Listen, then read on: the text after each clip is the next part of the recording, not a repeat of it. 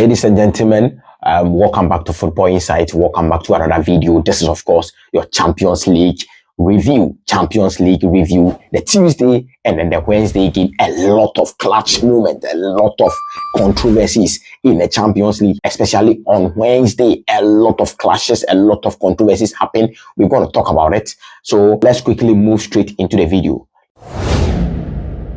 Let me talk about the Champions League a bit, because it feels like we are in the Champions League semi-final. But no, we're just getting started, man.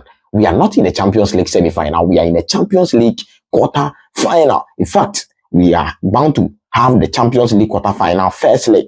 When you cast your mind back and you look at the big games that we have witnessed, on any day, this is supposed to be a Champions League semi-final, Champions League final, a match like Real Madrid versus Liverpool in the group stage. On any day, it's supposed to be a semi-final game or a final game. Manchester City versus Real Madrid is supposed to be a final game or a semi-final game, but we had it in group stages. So UEFA's aim to give us big games has worked. I think it has worked, because Atletico Madrid, Real Madrid on any day is supposed to be a semi-final game, but we had it in the round of 16. Then because of the playoff, it feels like we are in the Champions League semi-final, but we are not in the Champions League semi-final. We are in a quarterfinal. So UEFA, for that one, I will give it to them. Big shout outs to them. They have given us top games. When you see Real Madrid versus Liverpool in the group stages, Barcelona versus Bayern Munich in the group stages, and all of that, they're supposed to be semi-final, quarterfinal, and final games. But we are having it as group stages, as playoff games. So big shout outs to UEFA. So click on the subscribe button, press the post notification bell. Let's move into the first game. Inter Milan versus Feyenoord. Inter Milan versus Feyenoord. Inter Milan had already won 2-0 at Netherlands Feyenoord. So coming into San Siro or Giuseppe Meazza was not going to be any big clash for Inter Milan. They just had to cool down, manage the game, and then win the game. And that is exactly what they did. They won 2-1 against Feyenoord. Top game by Inter Milan. Marcus Thuram, my boy. Marcus Thuram, the Thuram boy. Thuram scored in the 8th minute, very early in the game, and that was a top goal. That was a top goal. Just look at the strike. He's a striker. Just look at the strike. That is a striker's goal. So Marcus Thuram, he won the man of the match as well. But Marcus Thuram, I've always believed in this guy and Colomwani. I have always believed in them since I watched them in the World Cup final. That was where I believe these guys. And I saw that, no, there is something good in these guys. But, it's rather unfortunate that Colomwani's move to PSG didn't go as planned. It has not been well for Colomwani because of, the tactical approach of Luis Enrique, which we'll talk about him. That Colomwani hasn't have, a better career path or a good career path as compared to Marcus Thuram. Marcus Thuram was also supposed to go to PSG, but he's not PSG, went to Inter Milan rather. So Thuram doing really well. Hakan Çalhanoğlu also scored a penalty. That is a top penalty. He's a top midfielder. Hakan Çalhanoğlu, we all know him. Top midfielder. Scored a penalty in the 51st minute. Moda also, restored parity or pulled one back for final. There was a penalty. So Inter Milan are through to the quarterfinal on 4-1 aggregate. So Inter Milan really, they are doing well. They are doing well. Simeone Inzaghi, can you believe they have conceded only 2 goals in the Champions League campaign? 8 group stages game, and then round of 16. So 9 matches, they have conceded only 2 goals. Jan Sommer, big shout outs to Jan Sommer. Big shout outs to Alejandro Bastoni, Francesco Acerbi, Di Marco, and then the likes. Massive shout outs to them. Denzel Dumfries, the defense, and then the goalkeeper, Jan Sommer. He can, make 5 saves in a game. Jan Sommer. So big shout outs to him. 2 goals conceded for Inter Milan in the Champions League. It's not easy. Trust me, it's not easy. So Inter Milan, they have done really well. Bayern Munich, 5-0 on aggregate, 2-0 against Bayern 0-4 Leverkusen at their backyard. Kane scored in the 53rd minute, and then Alphonso Davies also added second goal in the 71st minute. I told you, I expected Bayern for Leverkusen to do better in this particular contest or in this particular 2 legs.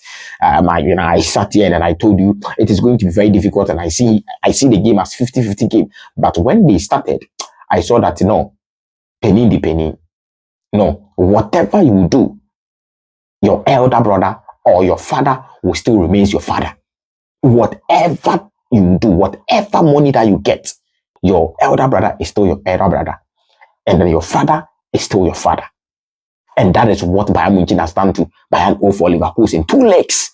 They didn't even score a goal. And Bayern Munich are not even on form like that. But Bayern Munich are still Bayern Munich. These guys are top guys. These guys have experience. These guys have won the Champions League in the 2020. So these guys are experienced guys. Joshua Kimmich, Harry Kane, of course, he has not won the Champions League, but he has been to the final. He's an experienced player. Alphonso Davies, Thomas Muller. You see, these guys are experienced guys in the Champions League. And then if this was in the Bundesliga, a different ball game altogether. But in the Champions League, they won 3-0 at the Allianz Arena Sports Stadium and then came back to Bayern 0 Leverkusen backyard and then pasted them 2-0 as well. So Bayern Munich, Harry Kane, it's about time I talk about Harry Kane. It's rather unfortunate that people are mentioning Rafinha for Ballon d'Or, Mohamed Salah for Ballon d'Or. People are mentioning Mbappe for Ballon d'Or and all of that. People are fighting for the Ballon d'Or, but they have not talked about this guy, Harry Kane. Harry Kane has been solid for Bayern Munich this season. Just look at the goal he scored. That was an instant goal, striker's goal, and then just look at the assist. That assist to Alphonso Davies. That is a top brilliant assist. Harry Kane is like a full package. He's like a full package.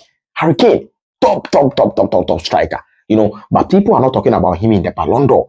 But I know that if Bayern Munich moves to the final, or even semi-final, and Harry Kane continues to perform like this, his name will pop up in the Ballon d'Or list. Of course, people are also adding Dembele's name into the Ballon d'Or list, which I think, yeah, it is accepted. You should be adding Dembele's name. So, ladies and gentlemen, that is what happened in the game. Arsenal also won 2-2, or was expected because of the lineup. I mean, Arsenal doesn't have to kill themselves for this particular tie because you are already leading 7-1. Why would you go and kill yourself? I would have played Academy Boys in the Champions League, but in the Champions League, it also matters. It also matters. They have a big game against Chelsea over the weekend, so they should prepare for that. 2-2. PSG and Eindhoven are out of the competition, 9-3 on aggregate. I think PSG and Eindhoven has done well. Most especially coming to Emirates and then coming to, draw in Emirates is something. Ivan Perisic scored for PSG and Eindhoven, Zinchenko, and then Declan Rice also scored for Arsenal. Raheem Sterling had the man of the match. So big shout out to Raheem Sterling. I saw his post on IG. Raheem Sterling abre. So let's big up Raheem Sterling. Dortmund also won by 2-1. Emre Can scoring a penalty. Maximilian Baer, what a player. This is a player. He's a young guy, but Maximilian Baer also scored in the 65th minute. Top goal by Maximilian Baer. Jonathan David scored early in the game, very early in the game, but Dortmund showed Leo Metropole that they are Dortmund. They are the finalists for the Champions League last season. So Dortmund has also done what they have qualified for the quarterfinal of the competition. Aston Villa, my Villa boys, the Villa Park boys, Villa. Aston Villa also won by 3-0 against Club Brugge in Villa Park in England. So Aston Villa, top performance by Aston Villa. Marco Asensio scoring 2 goals in the 50th minute and then in the 61st minute. Ian Maatsen, very happy for this boy. So happy for Ian Maatsen. Ian Maatsen has done well. Asensio doing brilliantly. Rashford, all the guys are doing really well. So Aston Villa, they'll be meeting PSG in the quarterfinal. We'll get there, we'll talk about that too. But Aston Villa, we are believing you because now Liverpool is out. So Villa, our hopes are on you, Villa, because I don't trust Arsenal. I don't think Arsenal will eliminate Real Madrid. But Villa, our hope are on you. Just get us the wins and let's see what happened. But let's move to the 2 big games. Barcelona, Benfica. Barcelona, Benfica. 3-1 against Benfica. Otamendi scoring for Benfica. Rafinha scoring 2 goals, and then Lamine Yamal also scoring for Barcelona. Lamine Yamal. The goal he scored was just top. The goal he scored was just top. Benfica, I respect Benfica a lot. Do you know why? Because I didn't expect Benfica to give Barcelona this kind of contest, this kind of games. You check the first leg, you look at the game Benfica gave to Barcelona, that it made me respect them so much. Bruno Liege and then his guys, Evangelis Pavlidis, and then the guys, Antonio Silva, top defender. They should check out Antonio Silva. I mean, his name has been in the media for some time, and then I don't know, but it looks like the release clause is a bit higher for the top European clubs. But Antonio Silva, very good defender. But Barcelona, Hansi Flick, and then the boys. Barcelona, these guys are favorite for the Champions League. This is the first time I'm agreeing to the fact that Barcelona are a top contender for the Champions League this particular season, because the football these guys are playing is just top performance by Barcelona. Lamine Yamal, Rafinha there. This season is his season, and then the earlier his PR boys start the agenda, the better for him, because there is an agenda in Spain. It is looking like the Spanish boys wants to push their people. Why am I saying this? After the game, Pedri had the man of the match, and then in this particular game, and you give Pedri the man of the match, I disagree. Totally disagree. It should have been Rafinha or Lamine Yamal. Not necessarily, they scoring the goals. When you look at the performances of Rafinha, just look at the performances of Lamine Yamal. I'm not saying Pedri didn't do well in the game, but when you give the man of the match to Pedri, you are sensing something to me. And then let me shock you as well. After the game, Gavi went to the media and then he said that Pedri deserves the Ballon d'Or. How can you tell me Pedri deserves the Ballon d'Or? Pedri is not the best player in Barcelona this season, so how can you tell me Pedri deserves the Ballon d'Or? And that is sensing something to me, that they are pushing an agenda in Spain. So the earlier Rafinha's PR team start the Ballon d'Or conversation, the better. Rafinha will just perform, but the PR boys start the conversation from Brazil, because now Vinicius Junior even did something. We'll talk about that, but start the agenda very well. Start the agenda very early for Rafinha, and I think that Rafinha is the best player for Barcelona this particular season.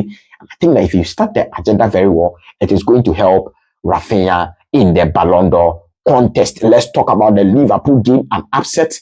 Is this even an upset? Can we classify this as an upset?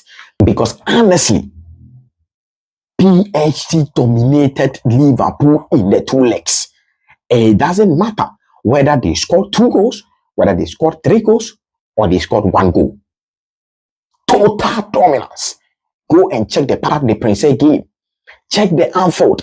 It got to some point, Liverpool wanted the penalties. At their backyard, Anfield, the so-called Anfield fire. And at some point, Liverpool wanted penalties. I don't know what they were thinking, but maybe they thought a lesson could save them. They thought they could win via penalties. At some point, they wanted penalties. PSG dominated them on both legs.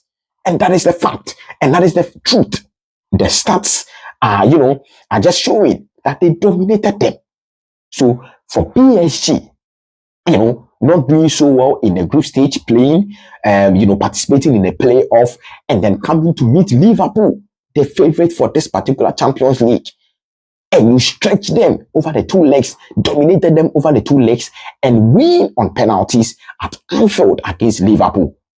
It puts PSG on this pedestal that they are also favorite for the Champions League. Barcelona, Real Madrid, PSG, these 3 teams. Very favorite for the Champions League. By my opinion, I want Bayern Munich to win the Champions League. I want Inter Milan to win the Champions League. I have my own reasons. But PSG won by 1-0 against Liverpool at Anfield. So first of all, they won the game. And then secondly, they won on 4-1 against Liverpool on penalties. That is so shocking. I thought Liverpool would have, sailed through in this particular contest or in this particular 2 legs, even though I still think it was going to be, very difficult. But PSG, watch these boys. And let me talk about Vitinha. If I don't talk about Vitinha, I won't sleep today. Let me talk about Vitinha. This boy, he's very smallish, very slim, and very small. But the brain, the mentality, the technical ability of Vitinha, top. performance by Vitinha. Top player. This is a player. Just look at, the way this guy orchestrates the central midfield role of PSG. It is just, on top of the moon. Vitinha, João Neves, Fabian Ruiz, this three-man midfield. What a midfield. What a midfield. They dominated Liverpool. And then Ryan Gravenberch looked like, some small boy. He looked like a small boy in the game. Ryan Gravenberch looked like a small boy in the game, because if you are meeting João Neves and then Vitinha, you know that you are up for the tax. Very, very, very, very up for a very, very, very hard tax. There is something that happened in the penalties that I'm very disappointed in Van Dijk, and I think I will say it. But let me tell you something. You see, we have known Donnarumma for some time. Coming from the Euros, Italy won in I think 2020, coming to some of the penalty shootouts in Euros in 2024, and some shootouts that PSG has involved themselves into. We know that Donnarumma is very good in terms of penalty shootouts. If you are playing 5, there is a possibility that he's going to catch 2. So as a Liverpool players, or as Liverpool technical boys, or as Liverpool, coach, what do you have to do? You have to field your leaders first. That is what I believed in, because I believe that after the Mo Salah penalty, Van Dijk should have been the second player to take the penalty. Do you know why? First, mentality-wise. Second, confidence. Give confidence to the boys. But you don't feel that willingness to go and play a second penalty, whilst Donnarumma is very good in terms of penalty shootout. Alisson is not good in terms of penalty shootout, but he's a top player. He's a top goalkeeper as compared to Gigi Donnarumma. But Donnarumma is very good in terms of penalties as compared to Alisson. So you feel your leaders. Van Dijk knows how to play penalties. He is very good on penalties. So after Mo Salah stepped up, VVD, Van Dijk, step up and play the penalty. And you know what you do to the Liverpool boys? You are giving confidence to the Liverpool boys. But Van Dijk didn't step up. And then he allowed Jones and, Darwin Núñez to go for the second and then the third penalty, respectively. And that affected Liverpool. Just check it. Destiny Due, special boy. Destiny Due. Destiny Due came for the last kick. That was the 4th penalty. On any day, Alisson can tension Destiny Due for the penalty, for him to, waste the penalty. But Destiny Due was coming into the spot kick with that confidence that if I score, we have qualified at Anfield. So I just have one job, just score and qualify. So I am very disappointed in Van Dijk. I think Van Dijk should have stepped up for Liverpool in the second kick in a game. Disappointed. Luis Enrique, I would have to pick up this man. This man, let me just wait. When he moves to the final, I will do a solid video on Luis Enrique, on how I believe Luis Enrique. Let's watch out for that particular video. We'll see what happens in the Real Madrid versus Atletico Madrid and the Civitas Metropolitano Sports Stadium, 1-0 against Real Madrid. And then Real Madrid won 4-2 on penalties. A lot of controversies happened in this particular game. But Atletico Madrid has shown that, yes, on any day, when it is a Champions League, they don't care whether you are Barcelona, whether you are Real Madrid, whether you have won the Champions League on 13 occasions and all of that, they are going to stretch you. And that is exactly what they did to Real Madrid. When you look at yesterday's game, Atletico Madrid were very key on the night. They did well on the night. But then sometimes football is football, When you look at the controversies that happen in the game, let me quickly touch on the controversy. Simon Maniac. I believe that, when there is a rule, we should all know about the rule. I mean, recently there is this rule that when a goalkeeper wastes 8 seconds on the ball, a corner kick is going to be awarded to the opposing side. It is a rule that we know. Handball rules. Over the years, it has evolved. And then, when even your hand is in natural position, it is not even a foul. So if there is a rule like this, we should know. But I still think that that ball isn't supposed to be, even if there was a second touch or there was a double touch, I think because he scored, he should have been retaken.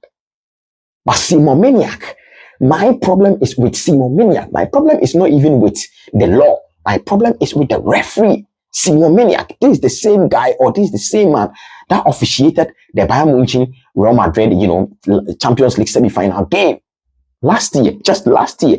and you saw the controversies that happened in that particular game, right?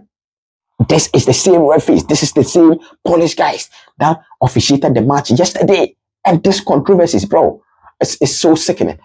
It's so sickening. If he had double touch on the penalty, on he scored. So let him retake the penalty. You don't just cancel the goal just like that. Oh, they have not been fair to Atletico Madrid. They have not been fair to Atletico Madrid at all.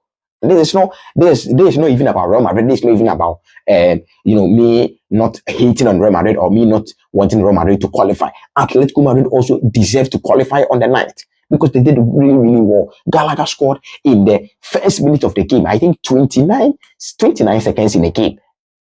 Atletico Madrid, because of one decision, they are out of the Champions League. It is not good. It is not good. But all in all, I think Atletico Madrid has done well. This man, let's big up this man.